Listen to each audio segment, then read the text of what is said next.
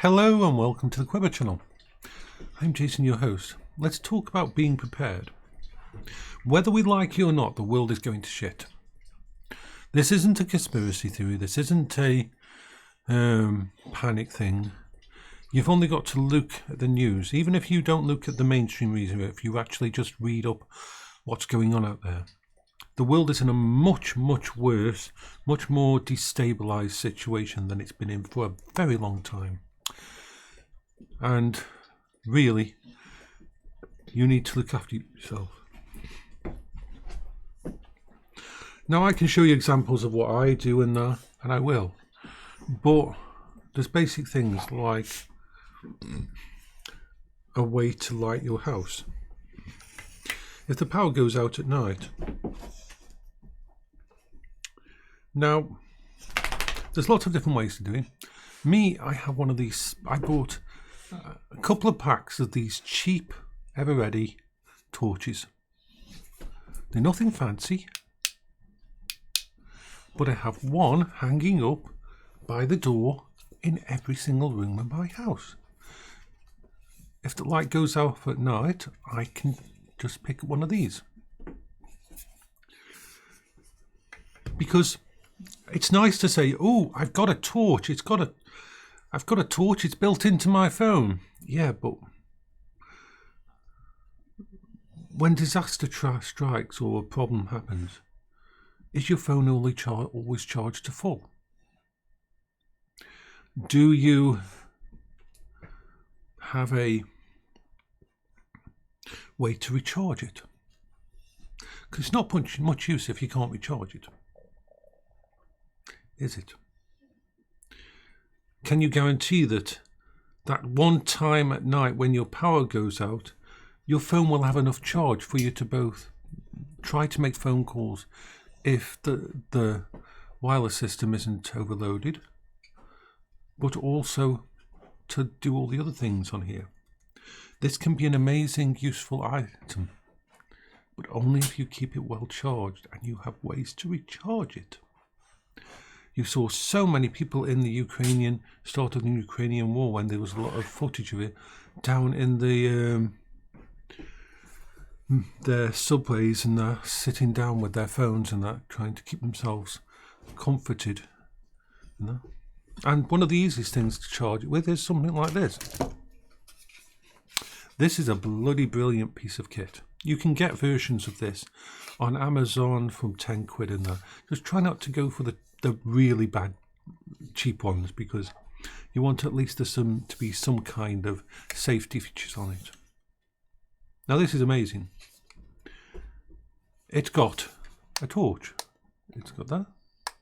Well, a lamp actually there.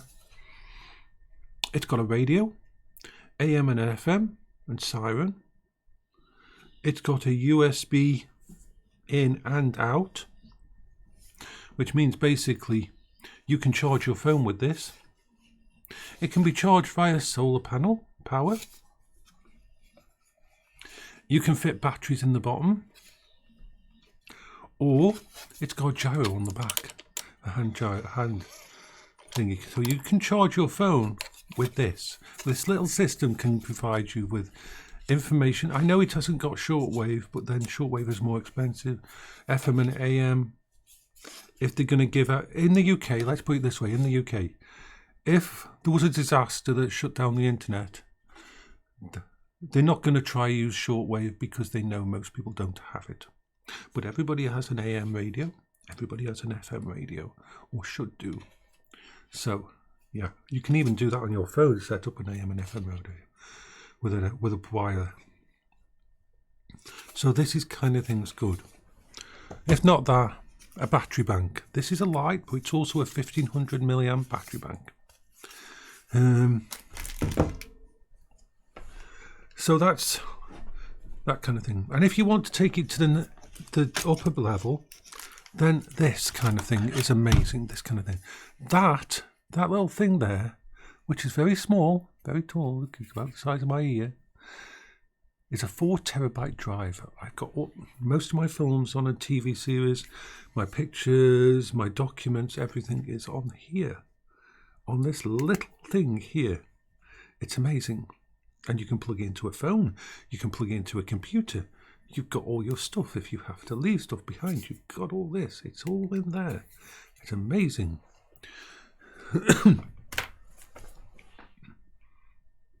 Of course, if you want to go another level, £50-60 will get you a 26-watt solar panel that you can hang outside a door, hang outside on your backyard and that, and go for that.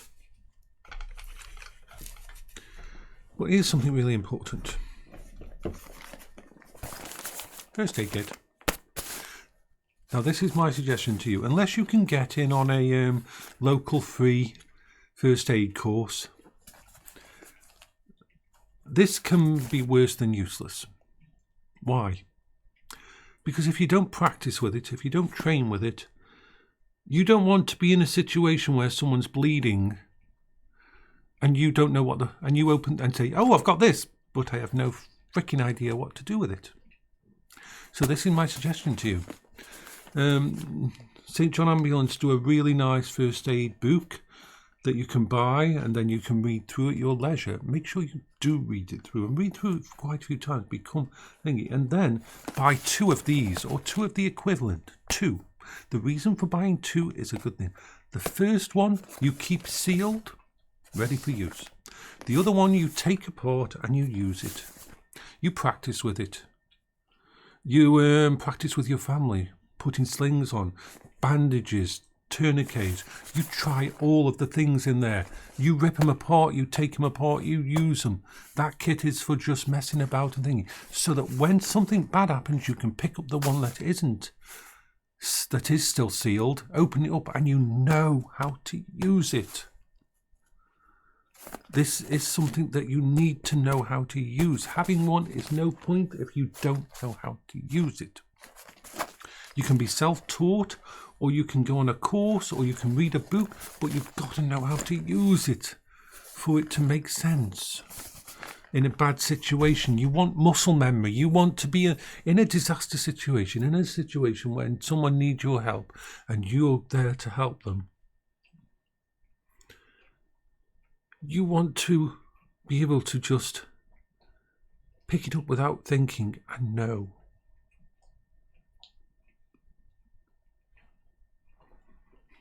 Some way to make water. And by that I mean a life's clean water. Whether you know boiling it, you like an ability to start a fire. Sort of basing into the ability. How many of you have got the ability to start a fire right now? If you don't do it, but don't, I'm just saying start a fire. Don't turn into a pyromaniac. But how many of you have practiced building a fire and know how to make a fire? This is a Zippo lighter. I have 2 of them. These last forever. You can replace the wick. You can replace the flint. You can replace with the wadding underneath. And you get one of these little cans of the fuel for it. And one of those little cans will last you years. And these don't last, though they don't hold the fuel. Once a month you'll need to just put some in it because it will evaporate away slowly over time. But these are amazing lighters. Make sure you've got a lighter. I'm very hesitant to suggest candles. Candles are good for that, but remember, in a disaster situation, the fire engines are not going to get there as soon. Never ever leave a candle unattended. Never leave an unattended candle, because if you've got children, if you've got cats, if you've got dogs, or if you're just in the dark and it's clumsy and you might bash against what it's on and it might fall on the floor and set fire to your carpet and so on. This is something to avoid. Never go to bed and leave a candle going. Never. the amount of houses and that in a blackout situation that end up catching fire because people set up candles and then they're not self-aware about them and things go badly.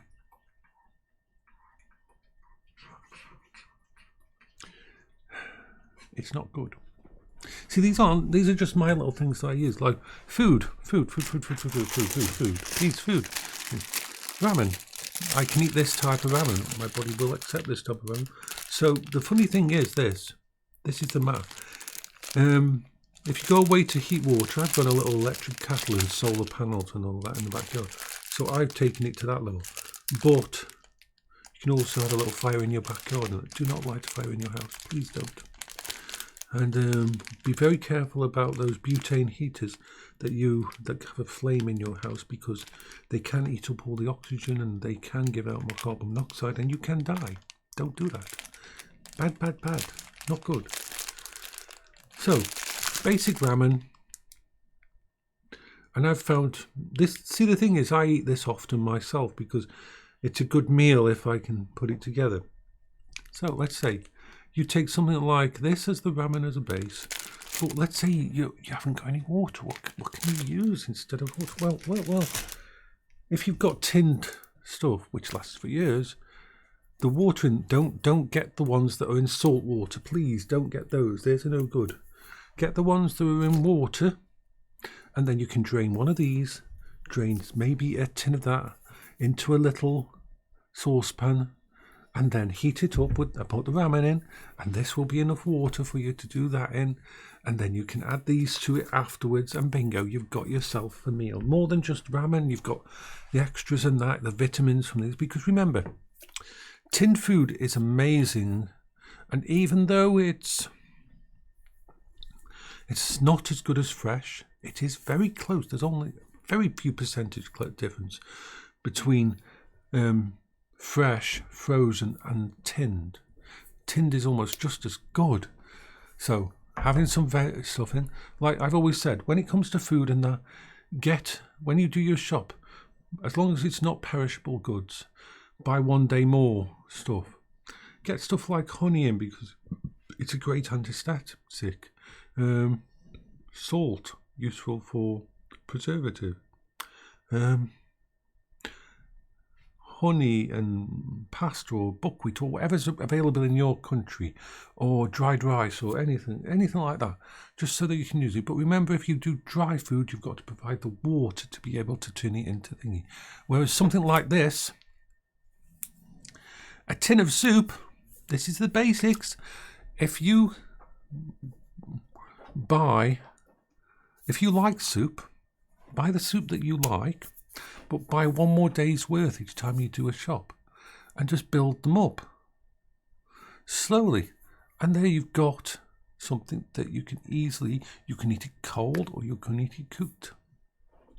Yes, it has a lot of salt in these things, more than normal, but in this situation, a tin of soup, add a tin of boiled potatoes with it to give it a bit more thingy, or add some carrots to it on that, or add some ramen to it, and you've got meals.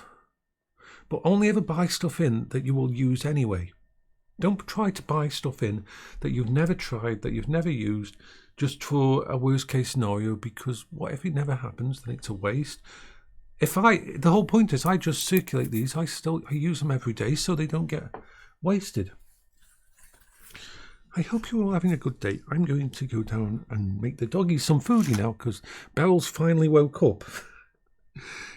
I tried to get her to get up at about 8:30, and no matter what I did, she was like, she just raised her head, looked at me and says, "Screw you, I'm going back to sleep." And literally, I came over, I moved her bed, I moved her, and she's like, nope, she just got straight back down and went to sleep. She wanted to have more sleep, so... She's getting old, she just wants to sleep.